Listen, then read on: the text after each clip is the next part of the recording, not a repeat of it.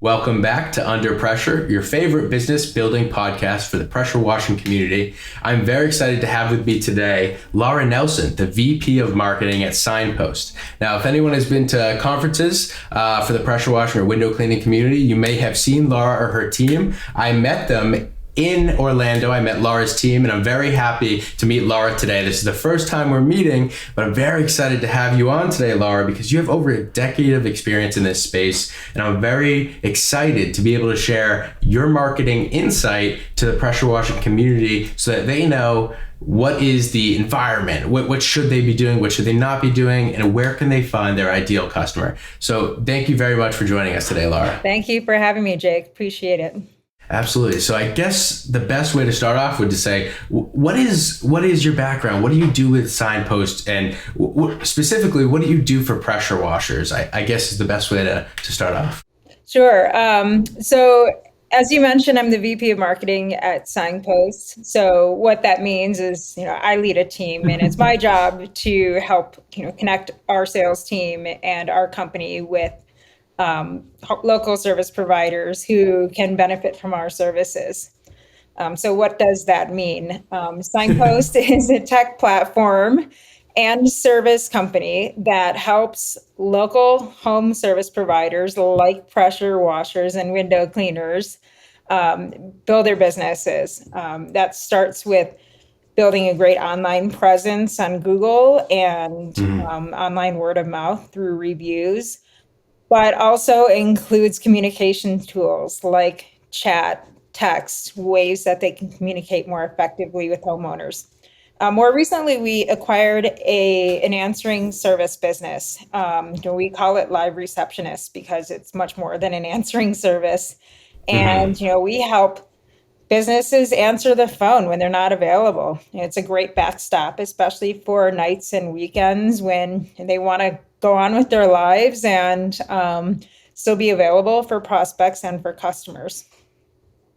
Absolutely. So I am incredibly interested here in the power, and well, I'm sure we'll get into this more as we go, but what do you see as the power of that service, of being able to answer the phone for a contractor? I know that I'm sure in your research you found out that someone who's looking for a contractor, they're probably Googling the best in their area if they don't already have someone they use. Yep. And then if someone doesn't answer the phone, okay, on to the next. Oh, they didn't answer the phone? All right, on to the next. So how powerful is that? Oh, it's incredibly powerful, right? All of our service offerings are really driven and designed around what consumers are demanding today. So you brought up a great example, right? People are starting their local search on Google and evaluating based on the reviews who they're going to call. But there is that second step to the evaluation too, right? How are they going to get in touch? Some people use web contact forms. Some people want to chat. Some people want to text. We facilitate all of that. But phone is still a very popular option, right? You've got to be available for people when they have that need. And you and I know how frustrating it is as consumers when we call a contractor, the phone rings and rings and rings. No one answers. Or you might get a voicemail too that no one ever responds to, and you still have this problem that is unmet, right? So exactly to your point, you move on to the next name on the list. And you brought up something there that I think is really important. Is something about the customer, right? So is everything you do in marketing focused on that end user and not what your vision is exactly, just mostly what is that end user's path? What is their path to finding a contractor? How do you focus all your marketing? What is the most important thing to be focused on? Well, that's a great question. I think it all starts with the customer because if you don't have that customer in mind, you're not going to be successful. You're not going to meet them where they are. Signpost is in a unique position in that we're a B2B2C customer, and we not only have to think about the businesses that we serve, but also the customers that our businesses serve too, right? Absolutely. So our technology, facilitates both the business owner point of view and also that customer perspective. So we've got to keep both in mind. But when Yeah. it comes to pressure washers, like certainly like that homeowner is number one, right? And if you're not thinking about her demands and where she is in terms of like the chaos of her life these days, you're less likely to win that job. Yeah. And the modern consumer, as we call her, she's a lot like you and I. We're busy, we're impatient, we don't have half a day to Yeah. work on finding someone to price and do our job. We've got other demands on our time. And so like the business that is, of high quality and able to meet the needs of that consumer, where she is in her process is more likely to win that job and be successful. So I hear a lot of people, whether they're business gurus on social media or whether they're going and speaking at events, a lot of people will tell you that you really need to focus on your Google ad spend or your Facebook promotions and just putting money into that, and you will get a return. So now that we're talking about focusing on this customer journey, how important is it to actually know where your customer hangs out? As a pressure washer, do you have to know where they hang out, or is it a waste of money if you're just dumping in money on ads willy-nilly? Oh, you absolutely have to know where they hang out because, if you're spending a lot of money somewhere like TikTok and your target audience is on Facebook and Instagram, you're missing out, right? Absolutely. And so, like, I actually take people back a step before even establishing ads. I ask people, hey, do you have your Google business profile set up? And, are you optimized? Like that profile is your welcome mat on the internet, right? Yeah. So if someone's searching for a pressure washer in their area, are you setting yourself up for success to appear in that 3-pack? Or if someone refers you, homeowners are still going to Google the name of your business, right? And that business profile shows up.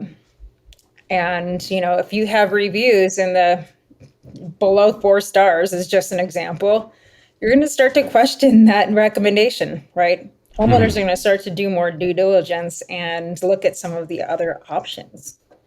So, all of that to say, yes, ads are part of the overall package, especially when your business reaches a certain scale. But if you haven't done the fundamentals, if your page is not set up properly, if it's not pointing to your website, if it's not pointing to your scheduler, if you don't have amazing reviews on there that are consistent and recent and acknowledged by Google as relevant, then your ads are not going to work for you in the way that they could. Absolutely. So I'm wondering, you brought up the fundamentals here. Other than the Google profile, what would you recommend to someone listening to this that's thinking, oh my, I haven't done that. What else do I need to be doing? What would you recommend are a couple of things that you have to be doing now if you're not doing them? Yeah, well, first step, of course, would be to claim and optimize that Google business profile, right? This is a free listing available to all business owners. My recommendation for you guys is to, instead of centering this profile at a single address, is to define a service area that your business will actually cater to. That way, people have an awareness of where it reaches. Google has an awareness of where you'll go as well. And overall, just sets you up for success more effectively. Populate that with pictures too, right? Show some of your great before and after work. People love seeing that. And you can encourage customers to do that as well, both on Facebook and on Google. Importantly, like after you have the basics down, your phone number is consistent across all your listings, you're pointing it to your website. If you have an online scheduler, you're dropping that in Google as well. That's important because you can be booking jobs in your sleep. If Yeah. if you're doing things right, make sure you get regular reviews from your happy customers too. There's a study that shows that people don't form a positive opinion about a business until after 10 positive reviews. So if you've Wow. got fewer than 10, you're probably not part of the conversation, when it comes to a homeowner, evaluating you and pitting you against your competitors. So that's something also important to ensure that you're on top of, right? Following Yeah. up with those customers, making sure that they have the right link and access to your page to leave that great feedback. So is someone who doesn't have a lot of reviews and needs them, is someone who's in that position, should they be worried about asking, or would you say just ask for the reviews? Provide the quality of service that you can at the high standard and just ask for the review? Yes, absolutely. Ask for that review. 70% of people are happy to leave a review when asked. However, if you're not making that ask, they don't know how important it is to you. And my Absolutely. recommendation is, put it out there. You've completed a job, you're taking payment, say it to the homeowner, and then follow up with technology. Make it easy. Follow up with an email or text message that links them straight to your listing. The trap that businesses fall under is I ask for reviews all the time, and people say they want to do it, but they don't follow through. They miss that second step of making it easy for the homeowner. So that's super critical in ensuring that people actually do it. Because if they're, poking around for your listing on Facebook or Google or Nextdoor or whatever, you've already kind of lost them, right? So yeah, absolutely. So for someone who wants to take it to the next step and says, all right, I have reviews, but I want to, take it to the next step and really make this a better process. Is there a way that you'd recommend to get what I'd call like qualified reviews? Is there a way to send out like how satisfied are you from 1 to 10? And then based on where they answer, it shoots them off a link to write a review. Is there a good way to do something like that for a qualified review? Yeah, absolutely. I mean, I recommend asking every customer for a review. They're qualified because you've done a job for them. What you're describing in terms of like getting a kind of rating from them and then requesting a review is kind of a slippery slope. It's what Google Okay. calls gating, and they don't want businesses to selectively ask for reviews Okay. only from their happy customers. What we have found in our research is that most customers are happy, right? And you can really head off that chance of a negative review by simply asking as you wrap up a job. And that way, when you send over that review request, you're in good shape, right? So Interesting. interestingly, though, too, Signpost has two options. We know some businesses value that direct feedback, and they can use our feedback tool just to get feedback, positive or negative, privately. We also have an option where it just can automatically send off a review request. So you asked about that next step, and I would recommend automation here. So, instead of applying a lot of manual effort, I know some people call their customers, they'll send a mailer, they'll engage in some kind of one-off process. My recommendation is to connect a system like Signpost. There are others out there too that connect with either your QuickBooks or other software to ensure that each and every customer that you have, that you've done a job for and that is complete, gets this review request. Absolutely. So this is something that you can do this and automate it through Signpost as well. Yeah. So what other aspects of a company's marketing, a pressure washer company's marketing, can you automate or should you be automating, and what can you automate through Signpost as well? Another area where we see home service providers kind of slipping behind the curve is marketing to their current customer base. So we all know that the cost to acquire a new customer is significantly more than the cost of winning a job from a past customer. And yet, contractors are focused on getting that new customer and generating more leads. And yes, that is important. But it's also important not to neglect that database that you've already built up. Another area that we help businesses focus is like staying relevant and top of mind with your existing customer base. We have newsletters, we have promotions and other types of campaigns that help businesses, just stay top of mind at key points, right? What are the key points in the season where you might want to engage with homeowners? It might be about sharing, piece of maintenance advice, right? And just establishing you and your business as, trusted advisors in your community. Mm-hmm. It might be a discount or something like that. In either scenario, you're hitting that inbox and, you're maximizing the value of that customer, right? You don't want just one and done jobs with homeowners. Ideally, you're building some loyalty throughout this relationship. And have you seen that any metrics on how these like top of mind campaigns, keeping you at the top of their mind, does that lead to referrals? Have you seen any metrics on that as well? Yeah, I mean, it all depends on the community and the the type of campaign, how many touches and so forth. So there's no single one size fits all metric. Yeah. We do know that happy customers are more likely to patronize the same business. On the business's side, as I said, it's less expensive to retain that customer. So overall, you really have to do some experimentation and see, what is the right cadence for you and your business, right? What is the right Absolutely. Mix of messages that your database is going to respond to across helpful messages like maintenance tips and campaigns and so on.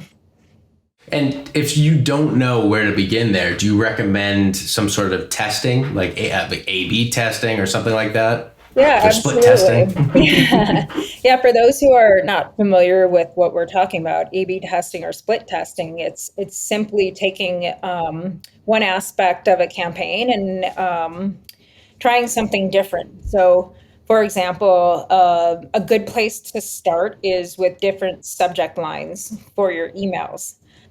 We often start there with our own campaigns because we're trying to increase the open rate for our emails. The rest of the copy and the message doesn't really matter if we haven't optimized what that main subject line is. So that's something that I would recommend to you guys as business owners as well, right? Don't assume you're going to get it right the first time around. And, often there will be some things that work better than others, and that's totally okay, right? Marketing is about experimentation. But, pick something simple to test, identify a winner, and then, keep iterating and improving on that winner. Absolutely. Wow. So that sounds like it could be very powerful for someone who hasn't done it before. It's just go do it, test it, try it a couple different ways and see what works. See what works for you and in your market. Because as you said, Laura, you're right. There's no one size fits all answer, right? There's specific solutions for every individual. Absolutely. And, something else to test too is, what is your response to text messages versus email, right? We know that even our best email campaigns, the open rate is under 50%. That's just industry standard, right? Yeah. And probably pressure washers are seeing the same with their own campaigns. However, text open rates are much, much stronger. Nearly 100%, always over 90%, right? Wow. So, if you have opt-ins on your text messaging campaigns, you're a lot more likely to have them read by homeowners. Wow. That's not the power of texting. Yeah, not to say, hey, send, 5 texts a week. You have to be really judicious about what you send, how often you send it, and what you're saying, what you're trying to drive that homeowner to do. But there are huge opportunities on text. Wow. So we have to take a moment to hear a word from our sponsor, Pair Payments, but we will be right back. You certainly can't afford to give profit away for no reason. But what if I told you credit card processors may be overcharging you and robbing you of profits you've worked hard to earn? It's time to put an end to being overcharged for payment processing. It's time to take back your profits. That's why we've put together a free report, How to Avoid Being Overcharged by Your Payment Processor. Head over to takebackyourprofits.com, download the report, and put an end to being overcharged for credit card processing. You've worked hard for your sales, and you deserve to keep it. What are you waiting for? Go to takebackyourprofits.com and download your report today. Welcome back. We are back with Laura Nelson, the VP of Marketing at Signpost. Thank you again for joining us, Laura. This has been fantastic. A lot of great marketing advice from an expert in this industry who knows what you should be doing as a pressure washer. So, Laura, that's our next question is what is in the pressure washing zeitgeist for marketing now? What do you see being done and what do you think shouldn't be done? Yeah, absolutely. I talked a lot about the kind of fundamentals that every business, should be doing to kind of establish their online presence, communicate with customers. I think the more cutting edge pressure washers today are branching out and really getting more strategic about their organic content. And what I mean by that is like the blog posts and the videos especially that they're publishing on their website, on their social feeds, on TikTok, right? Like you may dismiss that as something for kids, but a lot of homeowners are on there, right? And could be disrupted by an ad or a great piece of content that you post up on there that could grab their attention, right? Yeah.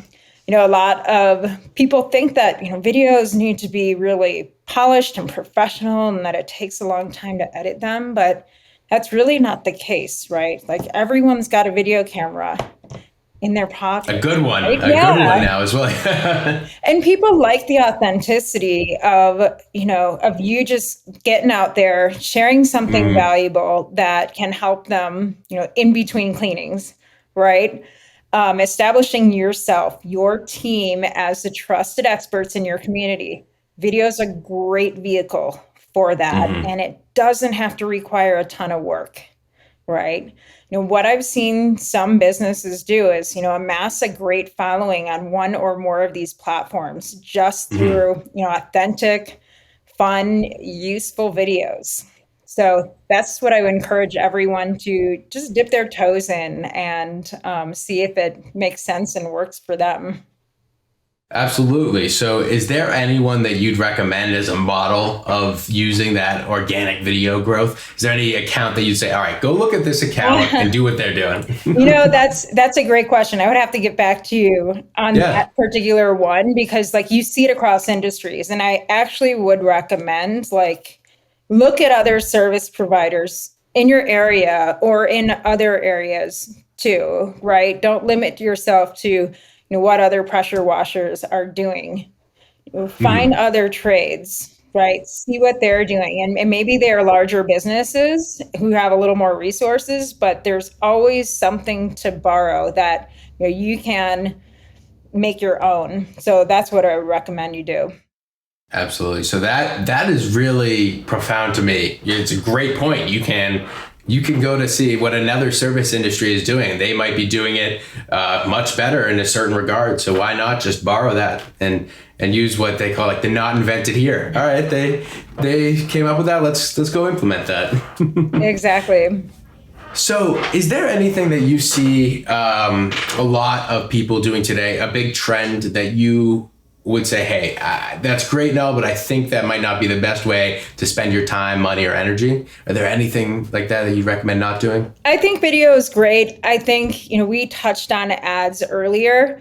I think ads are an essential, almost essential part of anyone's marketing portfolio. But I'd be really careful in signing a long-term agreement, with an agency at a high dollar cost. Agencies are great to partner with if you've gotten your business to a certain scale and you have the budget, but be very careful of locking yourself into something long-term. What I've seen a lot of pressure washers and other businesses get burned by is, long-term contracts that don't have a strong ROI. So just be careful of that because, that can dig yourself into a, pretty deep hole that will take a year to climb out of, right? Absolutely. I would also be super vigilant on following your metrics and your return on investment. If you can't measure it, you can't improve it, right? So, keep an eye on these metrics, especially something like Facebook, where, you have access to these metrics every day, in real time. If something's not working, just simply turn it off, right? Like, you have Yeah. that ability to do that. And, if you're working with an agency, that person has the ability to do that. I wouldn't surrender, your whole marketing plan to an agency, because you guys are the experts. You should have a hand in this too.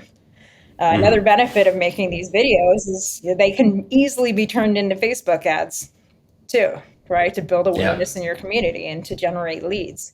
So all of that to say, don't get locked into long-term contracts that you aren't sure will provide a positive ROI. Stay vigilant in following the metrics and stay flexible, right? Don't be afraid to fail, but don't let your failures last too long either. Absolutely, because as some great thinkers have put it before, you're just figuring out great ways to not do it. It's not exactly a failure. Exactly. I mean, there will be some lessons learned in everything, and we learn new things every day, and what resonates with our audience and doesn't. And we take those lessons forwards in the next campaign. Yeah, so that iteration, I'm sure, is key in every aspect of marketing. So if someone is listening to this podcast and says, you know what, I need to find some resources so I can understand this marketing environment for pressure washers. I really need to get myself going and start somewhere. Where do you recommend sending them for the best resources to start their marketing journey? Sure. Well, there are a lot of great resources out there. There are free classes on Facebook, as just an example. YouTube has a lot of great tutorials on some of these smaller topics that I talked about. We also publish some guides on signpost.com. Like, if you're interested in something specific like Google reviews, Facebook reviews, text communication, visit signpost.com, see our resources, download one of our guides, learn up more on that process. If you're interested in a deep dive on either our product or an assessment on how your business looks on Google or Yelp or Facebook or any of those platforms, feel free to request a demo from our team. We're happy to take a look and give you some pointers. It's definitely worth 10 minutes of your time. So again, visit signpost.com for those resources. Absolutely. Thank you. And I had taken a look at some of your blogs, and you have some really interesting blog posts that I think could be hugely beneficial to any pressure washer who is either starting their marketing journey or wants to improve on it. And there's always room for improvement, right? Absolutely. No one's doing it perfectly just yet.